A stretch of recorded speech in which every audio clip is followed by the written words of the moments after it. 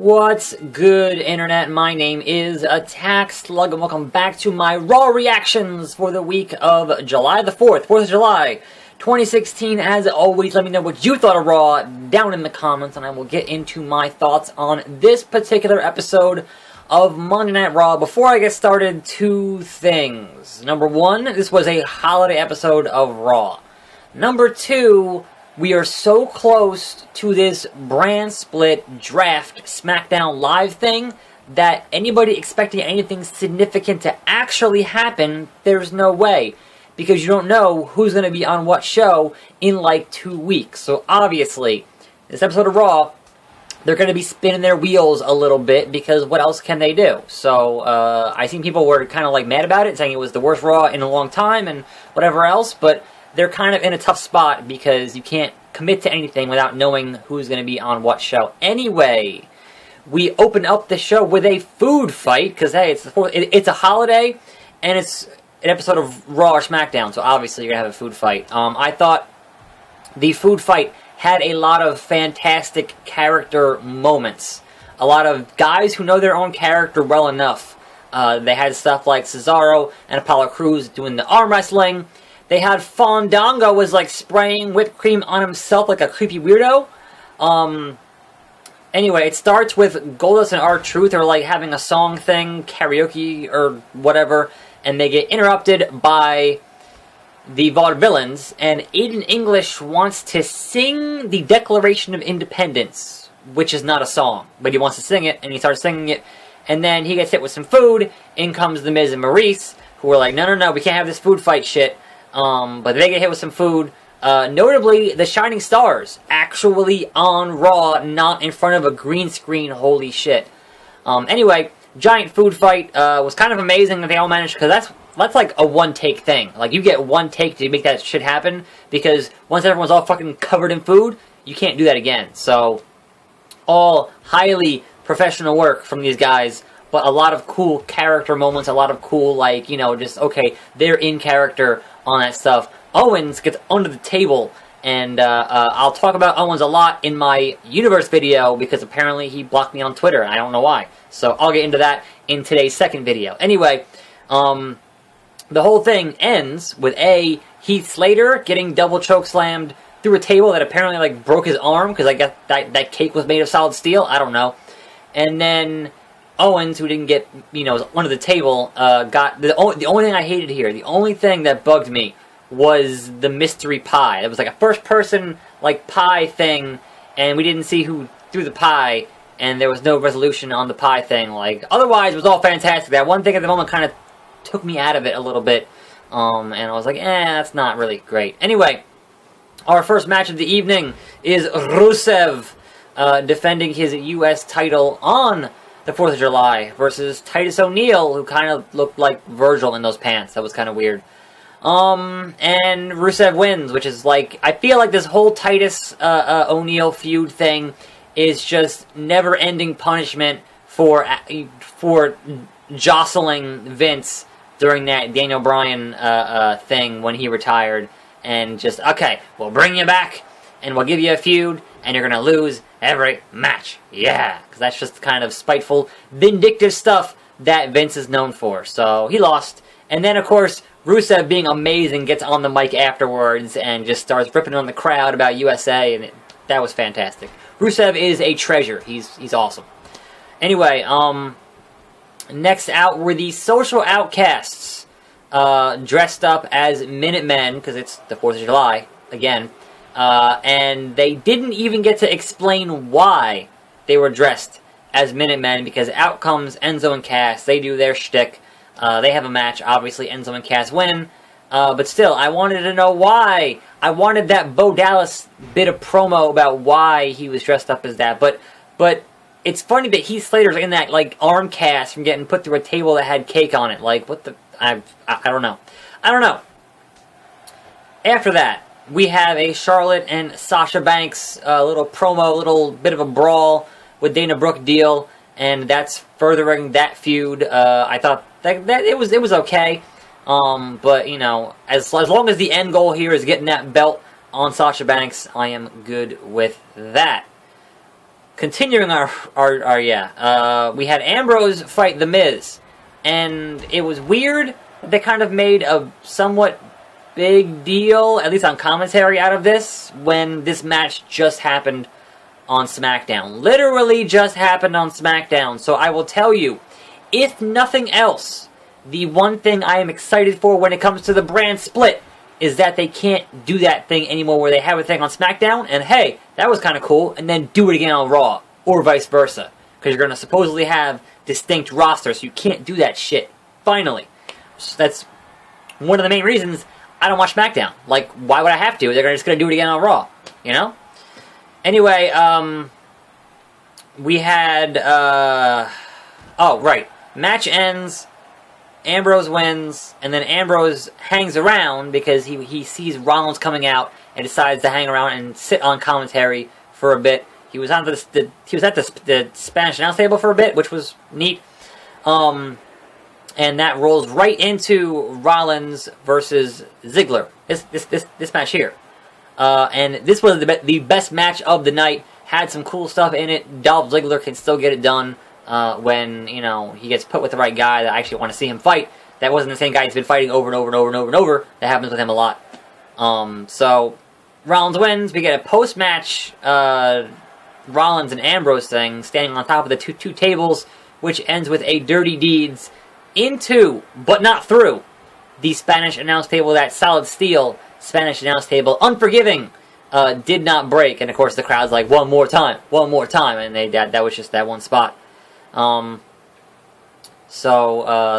it's interesting to see them build this feud without, obviously, the third man in that triple threat, Roman Reigns, who's kind of, you know, out and suspended. Although, you know, it's nice to see them at least continue to reference that in the Rollins promos, you know, is nice. But anyway, we move on to a Wyatt vignette in their creepy compound that they haven't shown in a while, and they're back there just hanging out, cutting a promo on the New Day and the power of positivity. And the one thing about the Wyatt vignettes that work much better than the Wyatt in-ring or in-arena promos is there's no real opportunity for the crowd to what the hell out of their promos, so the crowd actually tends to pay a bit more attention to them, which is nice. Even though typically Bray Wyatt is just saying the same thing in every promo over and over again. But at least he's not getting the what to death, so I can kind of appreciate that. Anyway, continuing on with our long-running joke of bringing out every, or almost every former... Oh, hey there, Rollins? Okay.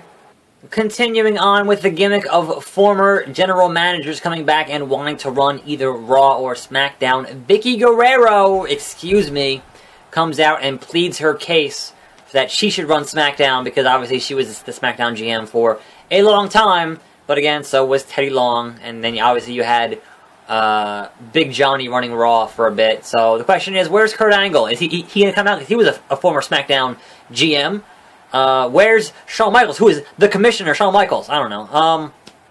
But notably here, both Shane and Stephanie not in the building. They kind of had generic security come out and drag them away. And it's like, if Shane's not there and Steph's not there, who's running Raw on this episode of Raw? It was never really kind of addressed. But again, they're just spinning their wheels until this whole actual live SmackDown draft shit goes down. So I kind of can't blame them too much on that. Anyway, we get a Team USA promo in the back. Apparently Big Show is leading Team USA. To which I say, nobody on Team USA should reasonably trust the Big Show for any fucking reason. That man has turned heel and face like 30 or 40 times at this point in his career. So why should he be the team captain? He's just going to turn on him anyway. And honestly, looking at Team USA versus the International Alliance, they had way better guys in the Alliance than 10 on Team USA. They had a backstage thing, kind of little interaction between Vicky and Ziggler, because obviously there's a long history there. So at least they kind of, acknowledge that a little bit, in a little bit of a, comedic way, and that was neat. Then there was this match. It was the Golden Truth versus the Vaudevillains. And as much as I don't like that remix that R-Truth does, at this Golden Truth remix. I do appreciate it. Anytime you have a little bouncing head of Goldust on screen, that's fucking hilarious. The little face changes between the lines, that's fucking hilarious. As someone who really liked the tag team of Slater Gator, having their giant heads on the Titantron was always really funny. So I always appreciate that kind of stuff. But that song is still terrible. It's still terrible. Anyway, at this point, you might as well call the Vaudevillains the New Ascension, because they just got squashed pretty much by the Golden Truth, who now have a tag team finisher. And you had, at ringside, you had Breezango, who are a real tag team, which is awesome. They kind of have all of the matching gear and everything, so that's kind of cool. Fun fact, Breezango are the ones who started that food fight. There was an alternate angle on the WWE YouTube page. They started the food fight. But yeah, this is the tag team angle that never ends, and maybe everyone gets directed on to different shows at this point. I don't know. We'll see. It's just never going to end. We had that Darren Young, Bob Backlund re-airing again vignette. That I'm pretty sure it was on SmackDown. Those usually air there first for some fucking reason. And guess what? Darren Young now has been bequeathed, whatever word you want to use. He's been given the crossface chicken wing, which was Bob Backlund's finisher. Now, this is only going to be good. The only way this is going to be good is if Darren Young does the crossface like Bob Backlund did. Which is to say, losing his goddamn mind when he does it, that was always the best. Just, normal, the rest of the match is normal. But then when he locks in that crossface and just stares at his hands, amazing. So please, Darren Young, please do that. Anyway, moving on, we had this whole John Cena and the Club promo thing that happens, and that was okay. But here's the part that I didn't like, was the part where John Cena's new friends, for this six-man tag they're setting up at Battleground, his new friends are Enzo and Cass. Enzo and Cass, please go back to the WWE Network and look at what happened to all of Cena's other friends. Crime Time, and the Usos, and I guess the New Day recently. Just anytime Cena's had a tag team friends, it doesn't turn out well. Look at what happened when John Cena was associated with Zack Ryder. It's not going to turn out well for you, Enzo and Cass. Just get away from Cena. I don't like, anytime somebody gets a little bit hot, or a little bit, of attention on them, they kind of just have them just near John Cena. He has to, suction their heat away onto himself. And I hate that. Anyway, vignette for the Shining Stars, which is weird because they're in the building. But now they're back in front of a fucking green screen. I don't know. Come to Puerto Rico. Becky Lynch versus Summer Rae. This is only significant because apparently they don't know how to do a goddamn suplex, and Summer Rae almost kills Becky. Almost lands on her fucking head. That was just... It looked rough. It looked real rough. It was bad. But Becky wins, and Natalya watches on from backstage, and whatever. Okay, the Foreign Alliance is backstage. That was an awesome promo. That stuff was all really good. A lot of good character stuff. A lot of Jericho saying, watch out for it. What's it? It. That was all fantastic. We had Enzo and Cass plugging Sonic, because it's summer, so that's the usual, we're going to plug Sonic, but usually it's Lawler on the announce table eating fucking Sonic. Or Adam Rose with Sonic, that was bad. But this was good. This as a superstar promoting thing went really smooth, and was actually kind of funny. Couple taters, that was pretty good. I laughed. So, thumbs up on that. I normally don't like those things, but thumbs up on that one. Anyway, what is next here? Alright, the New Day came out because they wanted to address the Wyatts, and again, they're continuing this thing where Big E and Kofi are all about it. Xavier Woods, not so much. And it finally comes to a head tonight, where the Wyatts have their saying, hey, come to the compound, come into our domain. And Big E and Kofi are all about it, and Xavier's like, you fucking crazy? They're creepy-ass hillbillies, and no, you don't want to go there. That's on their own turf. That's the worst place you want to be. Now, last week, or the week before, when the New Day addressed the Wyatts, they had to resort to making fun of their smell, because it's the PG era.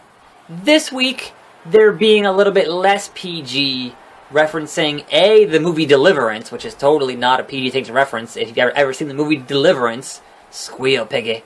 and B, straight up referencing or making, like, incest jokes on Raw? Like, what the fuck are you doing? Seriously. Anyway, Xavier's like, fuck this shit, I'm out. He bails, and we get a little bit of attention in the New Day.